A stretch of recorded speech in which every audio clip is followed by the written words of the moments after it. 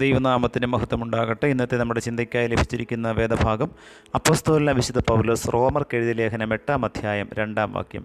ജീവൻ്റെ ആത്മാവിൻ്റെ പ്രമാണം എനിക്ക് പാപത്തിൻ്റെയും മരണത്തിൻ്റെയും പ്രമാണത്തിൽ നിന്ന് ക്രിസ്തുയേശുവിൽ സ്വാതന്ത്ര്യം വരുത്തിയിരിക്കുന്നു.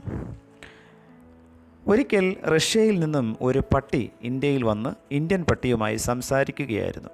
റഷ്യയിലെ വിഭവസമൃദ്ധിയെക്കുറിച്ചും അവിടെ ദിനംതോറും ലഭിച്ചു വന്ന ഭക്ഷണ രീതിയെക്കുറിച്ചും പട്ടി പറഞ്ഞു കേൾപ്പിച്ചു.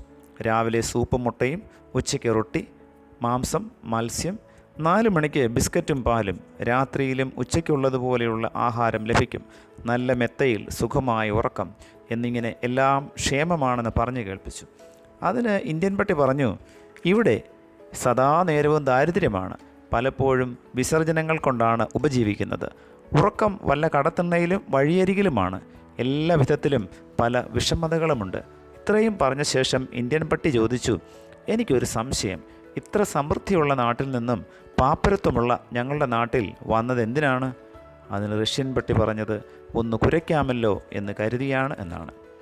സ്വാതന്ത്ര്യമില്ലാത്ത സമൃദ്ധി തികച്ചും അനഭിലഷണീയമാണ്. ദൈവം തൻ്റെ സ്വരൂപത്തിൽ സൃഷ്ടിച്ച മനുഷ്യൻ്റെ മൂക്കിൽ തൻ്റെ ജീവശ്വാസം ഊതിയപ്പോഴാണ് മനുഷ്യനിൽ ജീവൻ ഉണ്ടായതെന്ന് ഉൽപ്പത്തി പുസ്തകത്തിൽ നാം വായിക്കുന്നു. ഒരു മനുഷ്യ ആയുസ്സിൽ മുഴുവൻ നമുക്ക് ദൈവവുമായിട്ടുള്ള ബന്ധം എന്ന് പറയുന്നത് നമ്മിലേക്ക് പകർന്ന ആത്മാവ് മുഖേനയാണ്.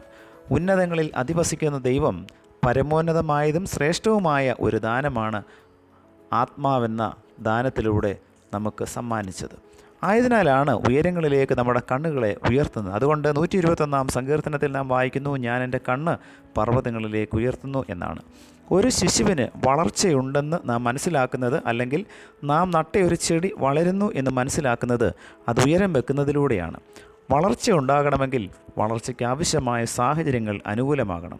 മനോഹരമായ പുഷ്പങ്ങൾ ഉണ്ടാകുന്ന ഒരു റോസാ ചെടി നാം കാറ്റും വെളിച്ചവും കയറാത്ത ഒരു മുറിയിൽ വെച്ച് കഴിഞ്ഞാൽ എന്ത് സംഭവിക്കും എന്ന് നമുക്കറിയാം. അതിൽ പുഷ്പങ്ങൾ ഉണ്ടാകണമെങ്കിൽ സൂര്യപ്രകാശത്തെ ലക്ഷ്യമാക്കി അതിനെ ഉയരങ്ങളിലേക്ക് വളരുവാനായി അനുവദിക്കണം. അതാണ് ജീവൻ്റെ പ്രമാണം. നമ്മെ ലോകമാകുന്ന ഈ തോട്ടത്തിൽ നട്ടിരിക്കുന്ന തോട്ടക്കാരനായ ദൈവത്തിന് നമ്മെപ്പറ്റി വലിയ വലിയ പ്രതീക്ഷകളാണുള്ളത്. നാം വളരണം, ഫലങ്ങൾ കായ്ക്കണം, മറ്റുള്ളവർക്ക് മധുരം പകരണം. ജഡികമായ വളർച്ചയോടൊപ്പം ആത്മാവിൻ്റെ വളർച്ചയും സാധ്യമാകണമെങ്കിൽ ഉയരത്തിൽ നിന്നും നാം ശക്തി ആർജിക്കണം. ദൈവവചന ധ്യാനവും പ്രാർത്ഥനയും ആരാധനയും ഇവയിലൂടെ മാത്രമേ ഈ ശക്തി നമുക്ക് ആർജിക്കുവാനായി സാധിക്കൂ. ജീവൻ്റെ പ്രമാണം എന്തെന്ന് ഈ പ്രഭാതത്തിൽ കർത്താവ് നമ്മെ പഠിപ്പിച്ചു തന്നിരിക്കുന്നു.